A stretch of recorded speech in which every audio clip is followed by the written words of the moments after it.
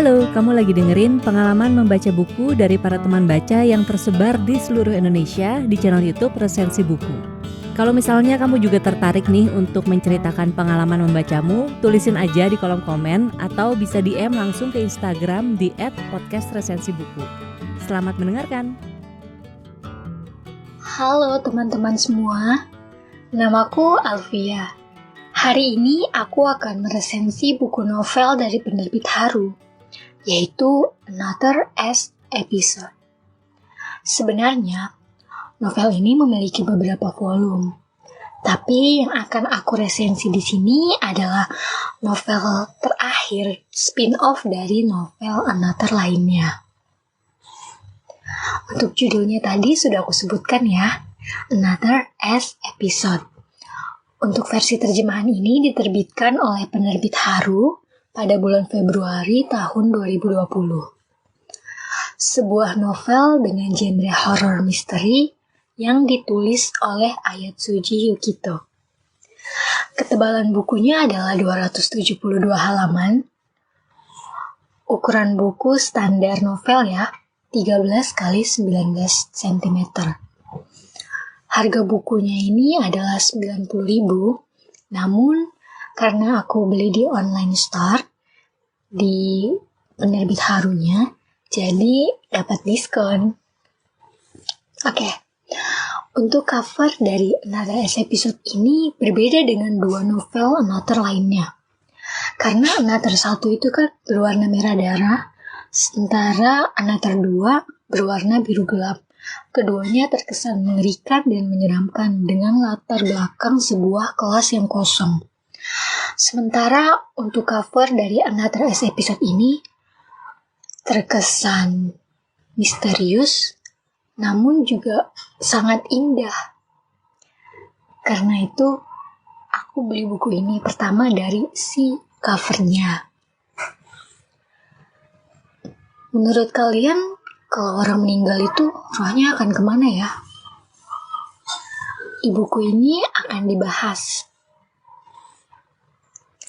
Nah, buku novel ini sendiri diawali dengan percakapan antara Misaki Mei dan juga Sakikabara Koichi. Mei menceritakan tentang Sakaki yang lain, yaitu Sakaki Teruya, seseorang yang ditemuinya saat liburan ke villa bersama orang tuanya. Sakaki Teruya ini adalah seorang yang juga terlibat dengan kelas 33.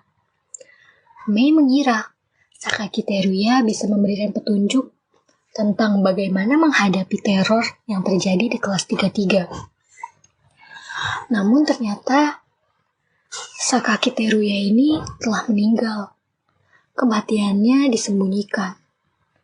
Lalu hantunya kembali.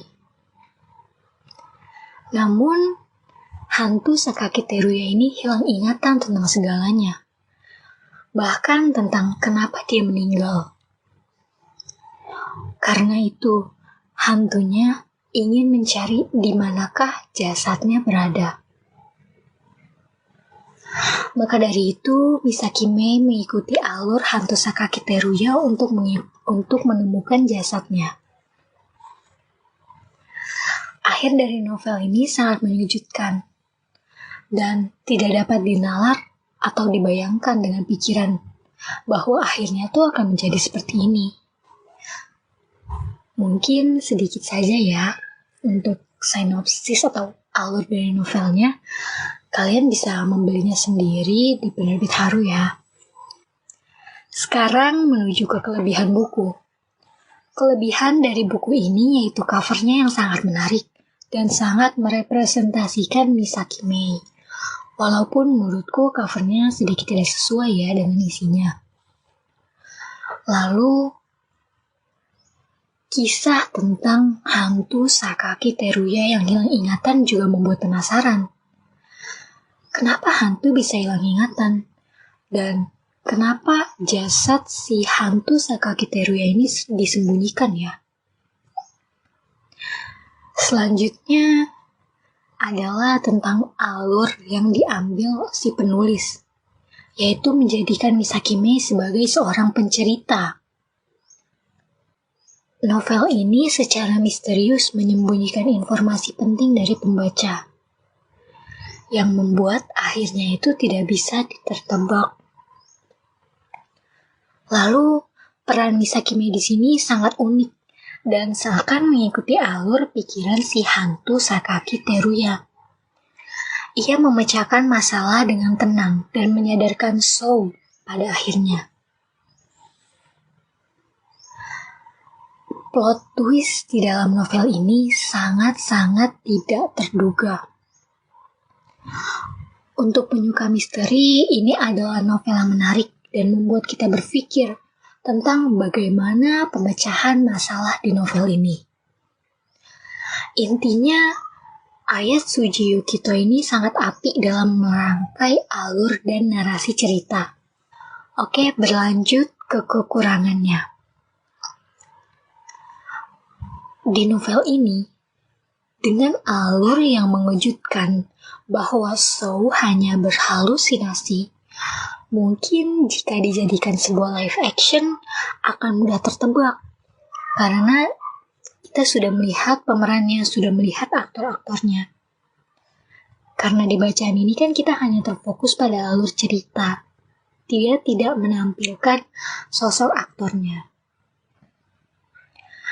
Lalu, di beberapa part ada juga yang menurutku agak menjijikan ya saat mayat Sakaki Teruya ditemukan dan dijelaskan detail.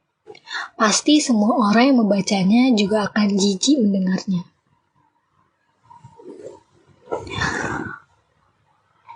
Dan untuk latar serta suasana rumah dinarasikan kurang detail sehingga agak membingungkan.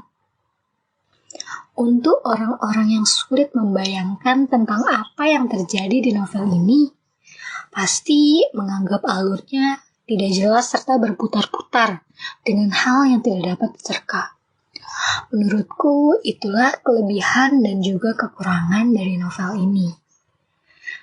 Untuk selengkapnya kalian bisa baca dan membelinya di penerbit Haru ya.